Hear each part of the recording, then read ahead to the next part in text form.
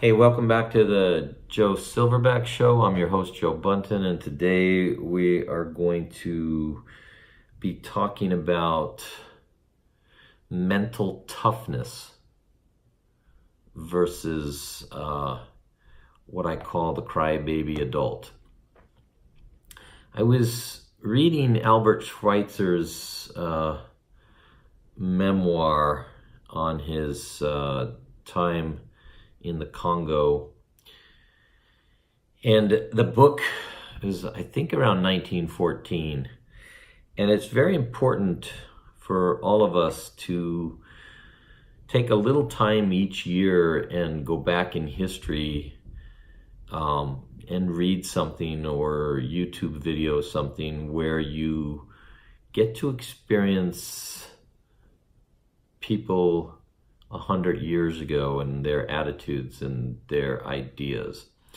One of the most important things that is important to me in terms of the Silverback principle and helping men become better leaders is to help all of us understand that in our biology, if we were not tough and strong, we didn't survive.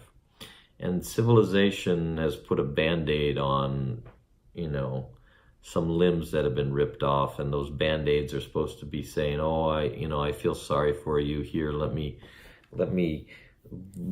take your wound, and I'm gonna treat you like a little infant."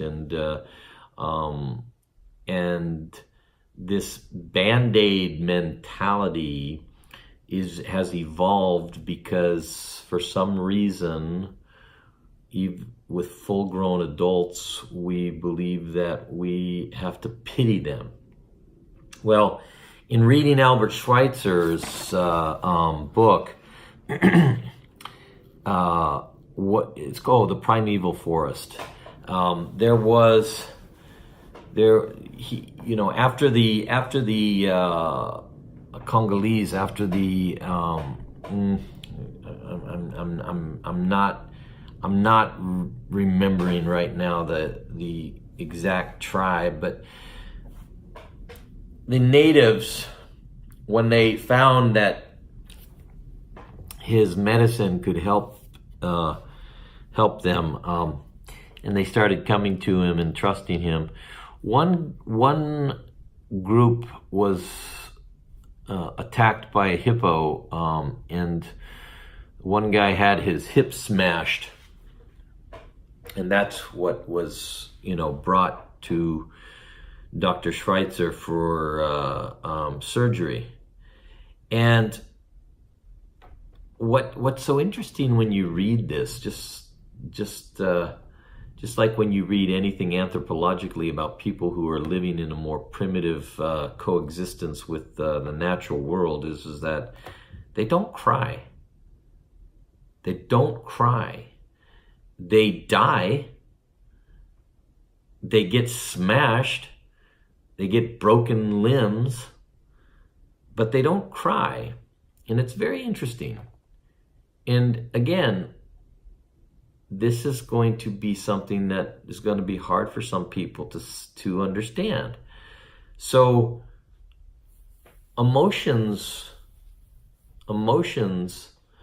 in terms of something beautiful happening are very different than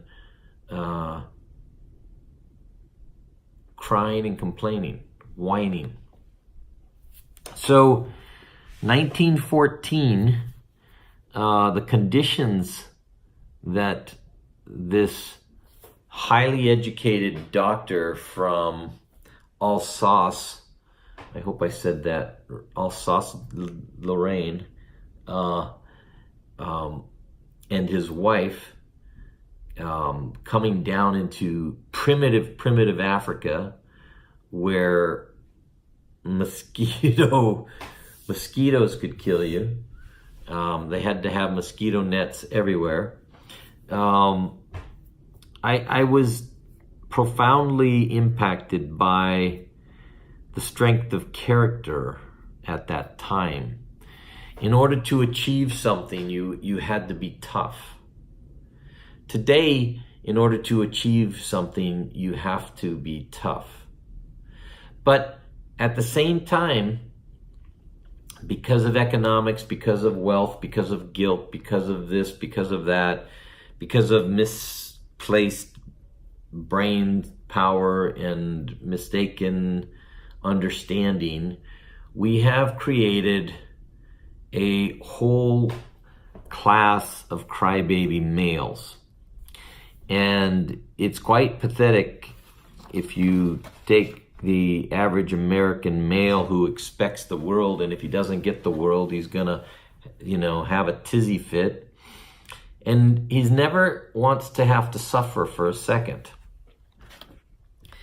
So,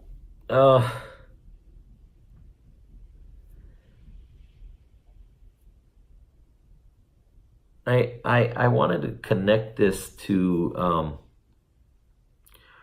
Harari's work in Sapiens and Homo Deus.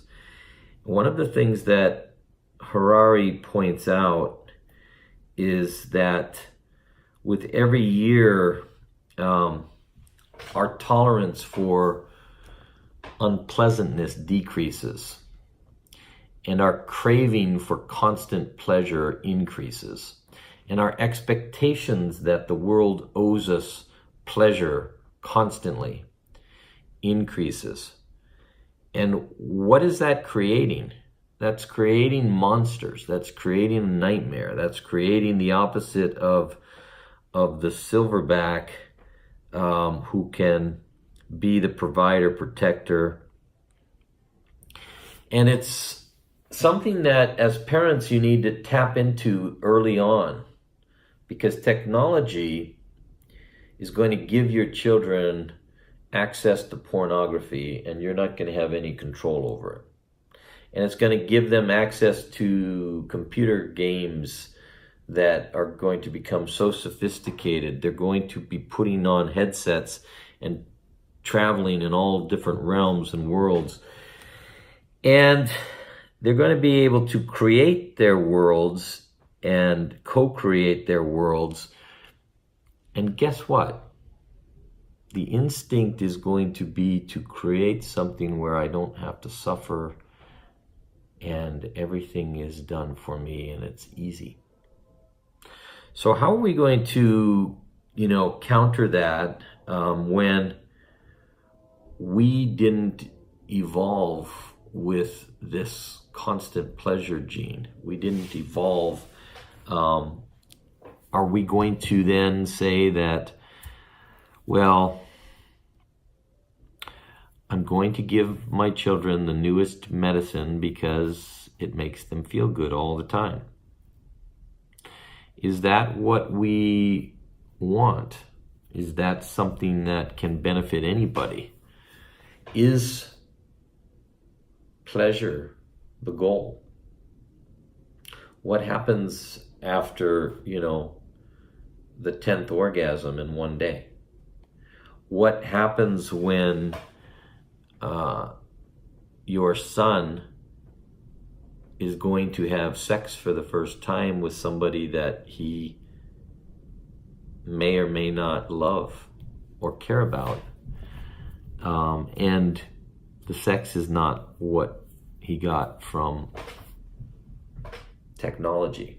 And if we think technology is challenging this constant orgasm principle now, what happens when your son or your daughter gets to be in control of the orgasm button and gets to be in control of the style, the form, the etc.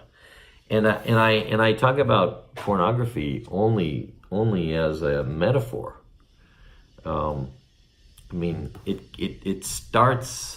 It starts very, very early. It starts with you putting your little infant in front of a computer and letting him or her, or in front of the TV, and letting them just passively take in whatever is being created there. And it doesn't work. what it does is produces a nightmare for children down the road. So you all know my philosophy, which is if you can keep a TV out of your home, and if you can keep technology out of your home for as long as possible, and to me, if you can do it, 7 years is the minimum. 12 years would be my desired result for you. And I have experience with that. I have 4 young adults now, and they all know how to manipulate technology to their advantage, and they all know how to use the same technologies that all adults are using.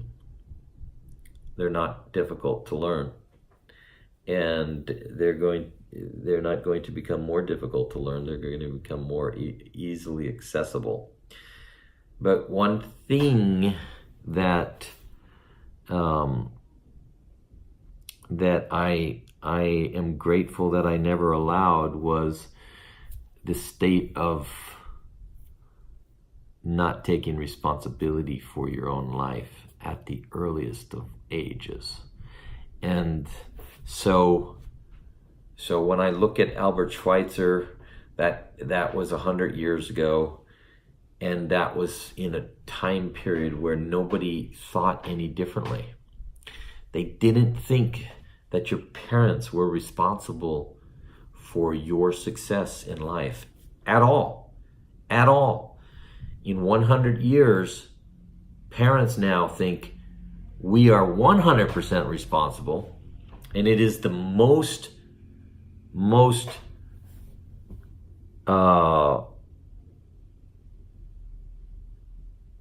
depressing and difficult challenges to unpack. I have an example of my 2 older children. They were 11 and 13 when their mother passed. So they were already situated clearly in their, what they had gotten from us as a family. They got a lot from me as being a single parent, but it was different than the 3 and 8-year-old when their mother died. And coincidentally, the 11 and 13-year-old did not go to university. So they were home educated. By the 10th grade, they went to community colleges and decided, it wasn't for them. And they both went in the direction, more entrepreneurial direction. And the 2 children that followed, one of them went straight from home education into a 4-year university through a soccer scholarship. And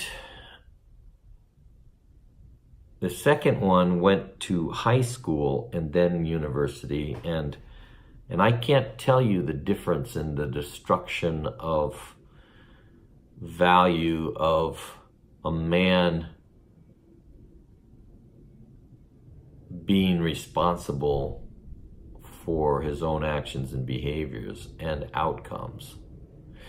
And when I say a man or a woman, but I'm talking about my boy now. From the first week of being in high school, he went from being somebody that could handle his studies very well and did extremely well to telling me that something was too hard. That was the allowance that the teachers gave him to start with this idea that this was too hard, it was too difficult. It was the perpetuation of babyhood in our public high schools that has now gone into universities. My son's in university. My current wife is just graduating with her master's. I'm back taking a master's degree. And I cannot tell you what little crybabies there are in universities where people have gone through public schools believing that somebody owes them something. So the sooner you understand that nobody owes you anything.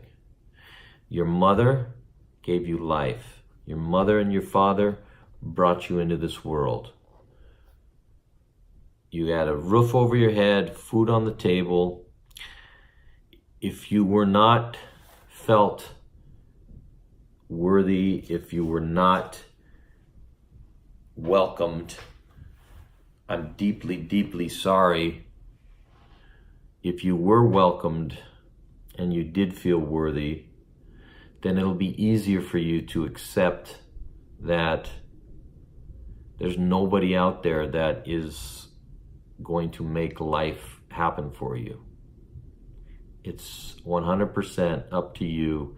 And the sooner you look back 100 years and then look forward to the next 100 years and say to yourself,